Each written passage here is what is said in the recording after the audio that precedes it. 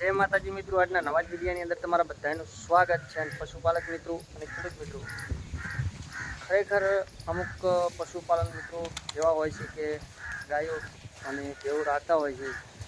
અને ક્યારેક વસ્તુ કેવી થતી હોય છે કે પશુ જ્યારે થોડુંક એનું ટાઈમિંગ કેવું હોય છે કે જ્યારે પશુ દોવા નથી દેતું અને ક્યારેક પશુ ગાભણ નહીં થતું હોય ત્યારે ઘણા પશુપાલક મિત્રો કંટાળી જતા હોય છે.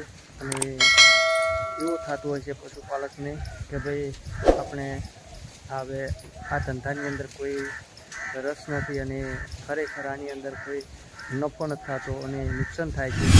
તો ઘણા પશુપાલક મિત્રો એવા હોય છે કે કંટાળીને પશુઓને વેચી મારતા હોય છે. તો પશુપાલક મિત્રો ખરેખર ક્યારેય પણ એવું જે કેવા માણસો એવું કરતા હોય છે જે એમનું નાનું મગજ હોય છે અને એમને ફટાફટ રૂપિયાવાળું થવું હોય છે ને એ માણસો આવું વિચારતા હોય છે. પણ આની અંદર શું છે કે ભાઈ આ ધંધો એ ટાઈપનો છે કે આની અંદર સાહસ કરવો પડે અને ઘણો ટાઈમ આની અંદર ભોગ આલવો પડે. કારણ કે આ ધંધો એ ટાઈપનો છે, ક્યારેક પશુ આપણું એ ટાઈપનું નીકળી જાય તો 1 વર્ષ ફેલ પણ થતું હોય છે. એને તમે ટ્રીટમેન્ટ દવાની બીજી કરાવી અને પશુને તમે ગાભણ પણ કરાવી શકો છો અને ક્યારેક નુકસાન પણ થતું હોય છે. તો આની ખેડૂતને નુકસાનને નફો બે ખરેખર એનો સામનો કરવો જ પડતો હોય છે. આ બધું સહન કરવાની શક્તિ હોય તો જ આવો આપણે ધંધો કરી શકીએ. અને આપણે લગભગ આની અંદર 8 વર્ષ થયા છે. એની અંદર નુકસાનને નફો કેટલી વખત આવ્યો હશે તેનાથી કંઈ બિયાવાનું ન હોય, ગભરાવાનું ન હોય. આ ધંધો એ ટાઈપનો છે કે તમે જો કોઈ પણ ધંધાની અંદર હારી ગયા ને તો પતી ગયું, સમજી લેવાનું કે આની અંદર નુકસાન હોય છે અને નફો હોય છે.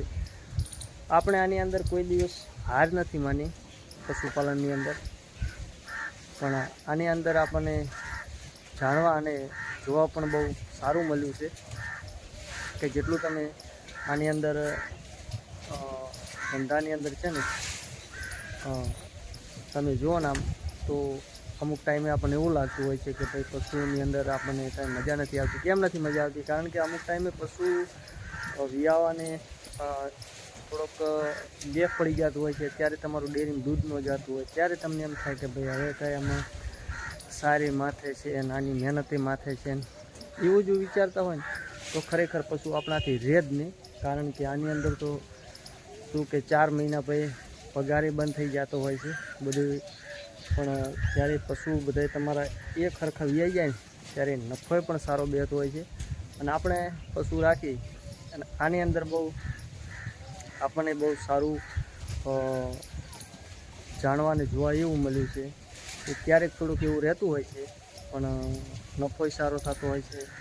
અને આપણને આનામાંથી આપણે પૈસા પણ સારા કમાણા છે. એવું કાંઈ નથી કે પૈસા નથી કમાણા. આપણે બધું આપણી પોઝિશન હતી, જે આપણી પોઝિશન હતી તેનાથી આપણી સારું પણ થઈ ગયું છે. એટલે આપણે આ ધંધાની અંદર ઇન્ટરેસ્ટ પણ સારો છે ને આપણે આની અંદર ધંધો પણ હાલ પણ સારો કરી રહ્યા છે અને આપણે કરવાનો પણ છે. હજી પણ એવો વિચાર છે કે હજી 2 થી 4 ગાયો લાવવાની છે અને આપણે પશુ રાખી અને સારું એવું બધું આપણા વ્યવહાર બીજા વ્યવસ્થિત થઈ ગયા અને ધંધાની અંદર સારો સેટલમેન્ટ થઈ ગયું. એની પાછળ ઘણું બધું આપણે આની અંદર પશુ રાખી અને ઘણું બધું આપણે જોડી દીધું. એવું કાંઈ છે નહીં, તમે પણ પશુપાલન કરી શકો છો વ્યવસ્થિત. અને આમાં નુકસાનને નફો બેવીનું છે. પણ આની અંદર આ ધંધાની અંદર સાહસ પણ કરવો પડે ભાઈ.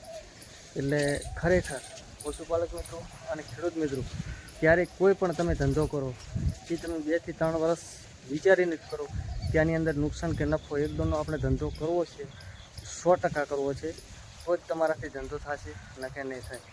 અને આપણે લઈ લીધું છે, નવું ટ્રેક્ટર લઈ લીધું છે.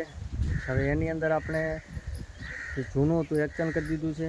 કેટલા હપ્તા કરાયા છે કે કઈ રીતનું કરાવ્યું છે ને એ તમને હવે બીજા વિડીયોની અંદર આપણે બતાવીશ કે ભાઈ ટ્રેક્ટર તો લઈ લીધું છે, પણ હવે કઈ રીતનું આપણે લીધું છે ને કેટલા પૈસા ભર્યા છે, કેટલું પેમેન્ટ ભર્યું છે અને કઈ રીતનું બધું હતું, અને એ બધું આપણે આ પશુપાલનની અંદરથી ધીમે ધીમે જોડતા હાલ્યા આવીએ છીએ. આપણું જે હરી ગાડું લઈ જઈએ બરાબર છે. આજના વિડીયોની અંદર આટલું જ હતું. જય માતાજી.